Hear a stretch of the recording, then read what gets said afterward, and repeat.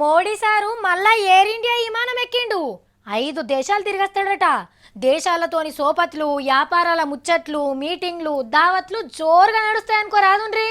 Sir ఏడుకోయినా కొత్త కొత్త జాగాలు చూసేస్తాడు కాబట్టి ఈ పర్యటనలు కూడా జరుగుతున్నాయి. ఈ ముచ్చట తెలవంగానే అబ్బా ఈ మోడీ సార్ అయితే ఊకూకే బయటి దేశాలకే పోతాడు అని అనిపిస్తుంది కదా. కానీ మనకు తెలియదు అట్లా తిరిగొస్తున్నందుకే మోడీ సారు దునియాలో గొప్ప లీడర్ అవుతున్నాడట. ఎంకన్నంటే ఎంకన్ననే మోడీ సార్ నెన్కేసుకచ్చుట్లా ఏక్ నంబర్ సిపాయి. ప్రధానమంత్రి సారు మళ్ళా గాలి మోటార్ ఎక్కిండని చెయ్యి గుర్తోళ్ళు శంగ ఎగురుతుంటే మోడీ సార్ ఇల్వను ఎవరెస్ట్ గుట్టెక్కిచ్చిండు. సారుని తీసుకుపోయి దునియా టాప్ ర్యాంకు లీడర్ల నడుమ కూర్చోబెట్టిండు. ఆయన దేశాలు బట్టి తిరుగుతున్నాడు కాబట్టే ప్రపంచ పటంలా మన దేశం విలువ పెరిగిందట. కొత్త కొత్త సోపతులు చేస్తున్నాడు కాబట్టే మస్తు కంపెనీలు వస్తున్నాయట.